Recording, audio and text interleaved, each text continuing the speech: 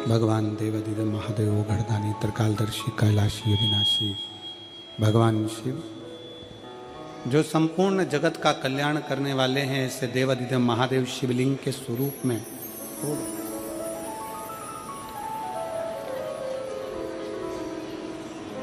अब शंकर भगवान का स्वरूप हो गया शिवलिंग का।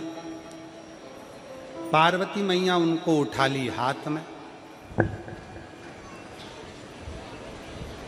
माँ जगत जननी ने अपने सीधे हाथ में भगवान शंकर के शिवलिंग को उठाया, पहुंच गई अपने पिता के घर में।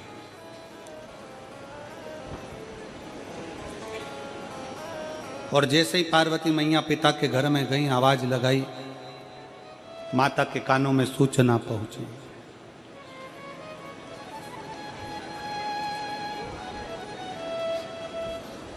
माँ जगत जननी के कानों में सूचना पहुंची, माता मैनावती के कानों में सूचना गई और माता मैनावती तुरंत अपना राज महल छोड़कर पार्वती जी की अगवानी करने के लिए आई, दौड़ कर आई। और जो माता पार्वती जी को देखा तो देखकर माता मैनावती थोड़ी देर स्तुप्त हो गई। दिल से बाबा को प्रार्थना करना है, दिल से विनय करना है, निवेदन करिए। जहाँ जगह मिले वहाँ बैठकर भाव से बाबा से अपने मन के विचारों को कहिएगा। सब साथ में बोलिएगा, साथ में निवेदन करिएगा।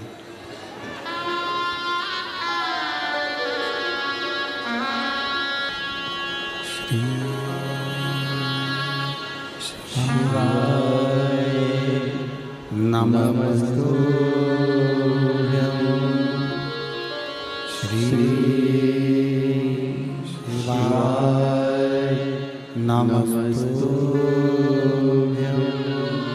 श्री शिवाय नमस्तुभ्यं। श्री शिवाय नमस्तुभ्यं। श्री शिवाय नमस्तुभ्यं। श्री शिवाय नमस्तुभ्यं।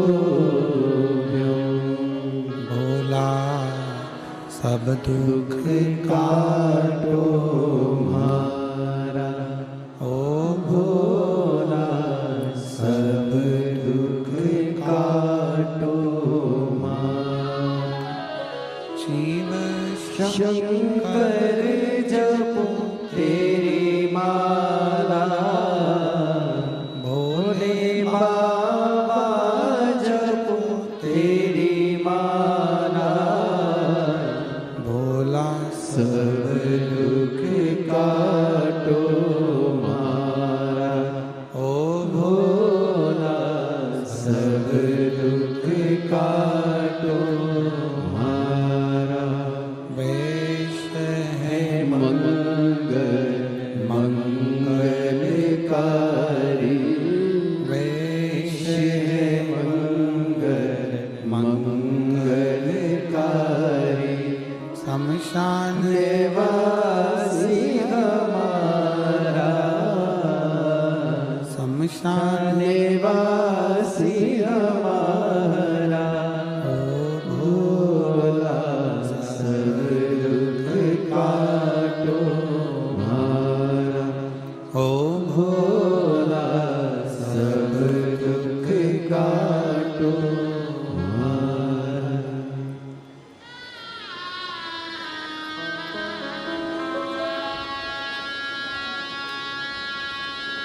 एक स्त्री अपने देवर जेठ के साथ जाए और एक स्त्री अपने ससुर सास माता पिता इनके साथ जाए और एक स्त्री अपने पति के साथ जाए, सबसे ज्यादा इज्जत किसके साथ जाने में मिलती है?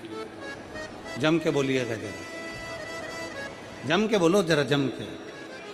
पति के साथ। और किस जगह पर? शिव महापुराण की कथा कहती है, जब एक स्त्री अपने मायके में जाए और मायके में अगर वो जाए और उसका पति उसके साथ में है तो उसका मान सम्मान इज्जत 4 गुना बढ़ जाती है, 4 गुना बढ़ जाती है। सती मैया जलकर भस्म क्यों हुई? सती माता के भस्म होने का कारण क्या था? सती मैया जलकर भस्म हुई क्यों? रोका भगवान शंकर ने, नहीं मानी, अकेली चली गई और जाकर देखा तो अपने पति का भी इज्जत, पति का भी कोई सिंहासन नहीं था, उनका भी कोई सम्मान नहीं था, उनका भी कोई स्थान नहीं था। आखिरी में माता सती अपने शरीर को त्याग दी। माता सती अपने शरीर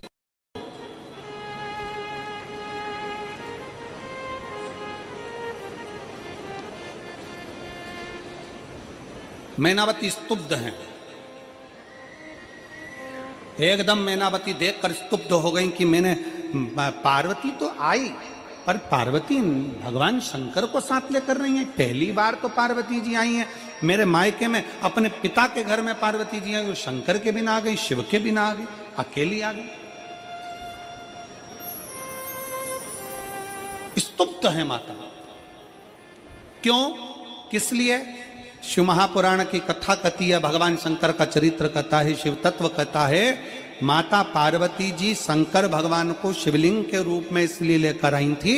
माता पार्वती जी ने शंकर जी से कहा था, अगर मैं मेरे मायके जा रही हूं तो मेरी माँ जब मुझे विदा करी थी मुझे बहुत ज्ञान उपदेश दिया था, आज मैं वापिस अगर मायके आई हूं तो मेरी बूढ़ी माँ, मेरी माँ जब मुझे ज्ञान उपदेश देगी तो मेरे जीवन की सफलता मेरे सामने होगी। बुजुर्गों का ज्ञान जब मिलता है तो व्यक्ति उन्नति की सीढ़ी पर चढ़ता चले जाता है। बड़ों का जब ज्ञान मिले तब।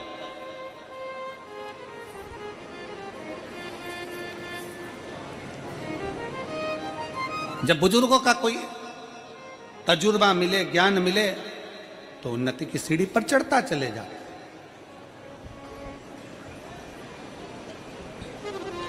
और बहुत विचारणीय बात है, आज के समय में लड़का लड़की का संबंध होता है, आज के समय में विवाह होता है और विवाह होने के बाद वो विवाह अदालत में पहुंच जाता है और तलाक तक नौबत पहुंच जाती है। उसका कारण केवल इतना सा है कि आज के जमाने में ना लड़के को समझाने वाले हैं ना लड़की को समझाने वाले हैं। अगर लड़की के माँ बाप लड़की को समझाएं, बेटा जिंदगी में दुख तो लिखा रहता है, सबकी किस्मत में तकलीफें लिखी रहती है, माता जानकी को भी बन जाना पड़ गया था, जीवन में दुख लिखा रहता है, थोड़ा सा संघर्ष करोगे तो निश्चित है एक दिन राज सिंहासन पर भी बैठोगे।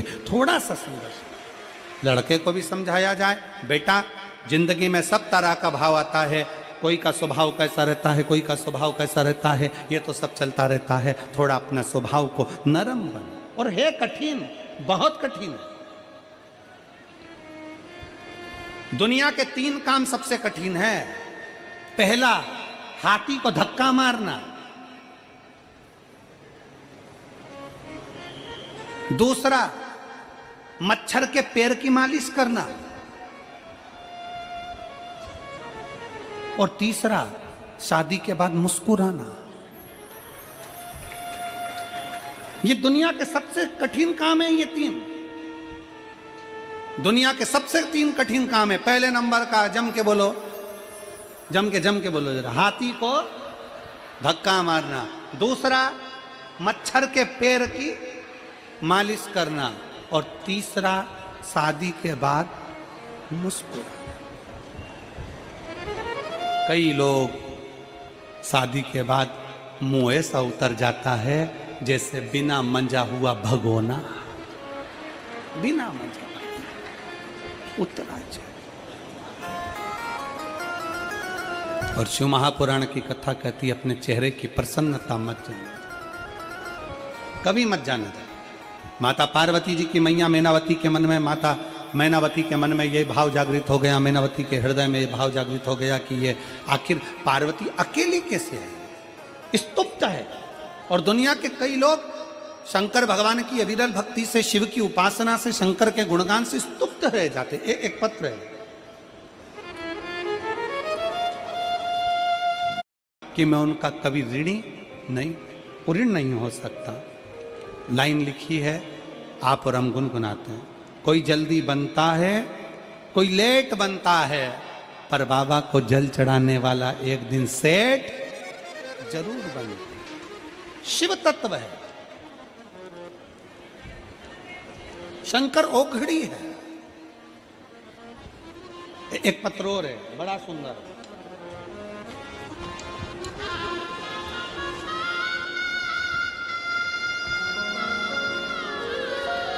प्रेरणा देखिए। मैं पूरे भारत देश के एक एक नवयुवक बेटा बेटियों से कहना चाहूंगा, ये शिव पुराण क्या प्रेरणा देती है वो देखिए। श्रीमती उमा साहू, श्री पप्पू साहू, वैभव कुमार साहू बेटा का नाम है। मोबाइल नंबर ये है, कहीं बैठे हों तो हाथ हिला सकते हैं। श्रीमती उमा साहू, श्री पप्पू साहू, बेटे का नाम वैभव कुमार साहू, कहीं बैठे हों तो हाथ हिलाएं। मेरा मोबाइल नंबर ये है।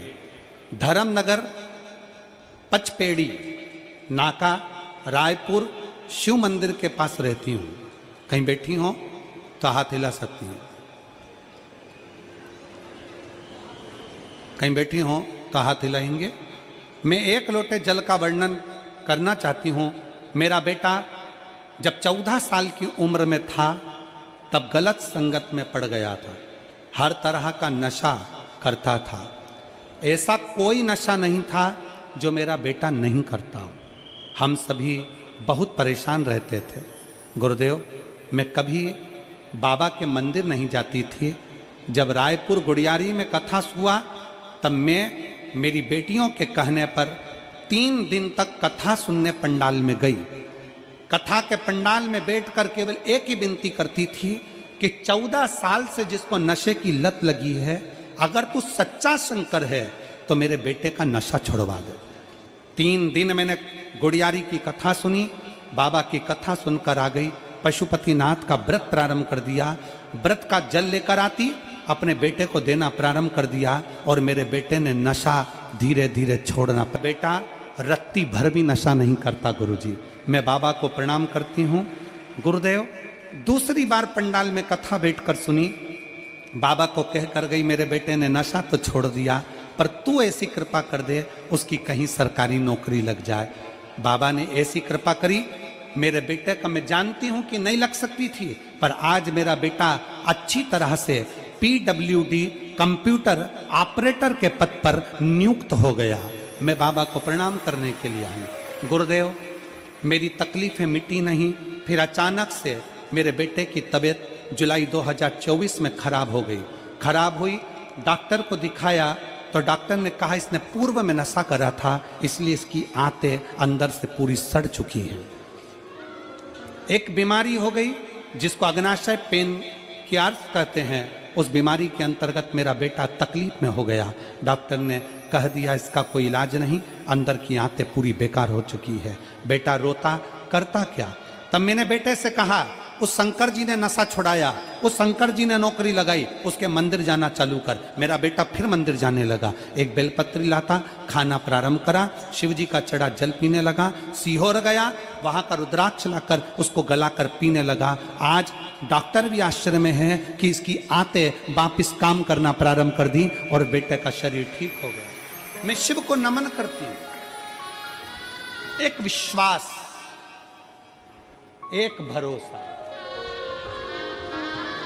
एक दृढ़ता शिव के प्रति प्रबल हो। और मेरी जीजियों, मेरे जीजाओं,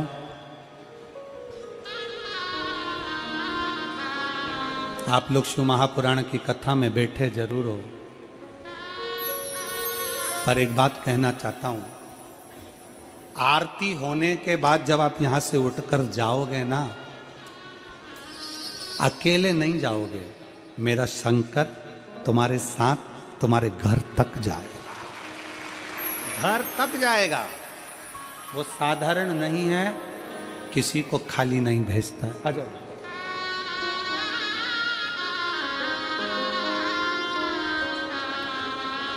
और मिर्ची का धंधा किया, उसमें नहीं।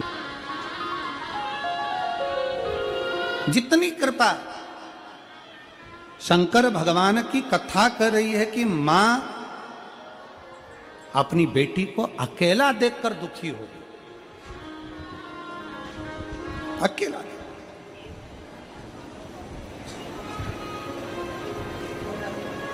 ज्ञान देने वाला चाहिए।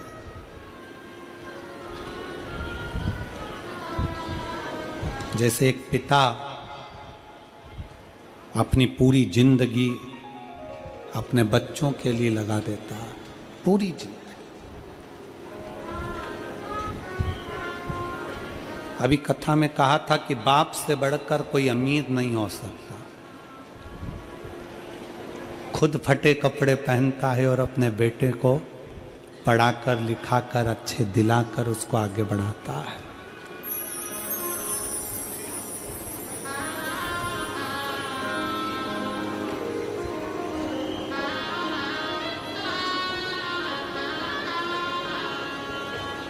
आपने देखा ना देखा पता नहीं, पर हमने हमारी जिंदगी के बहुत दुख के क्षण भी देखे हैं, जिन क्षणों में शायद दुनिया के लोग बाजार से मिठाई लाते होंगे, पर हमारे दुख के क्षण में दीपावली पर भी अगर लक्ष्मी का पूजन करते थे तो पिण खजूर 250 ग्राम लेकर आ जाते थे और उससे पूजन कर लेते थे। क्षण पिता खुद नहीं पहनता, अपने बच्चे को पहनाता।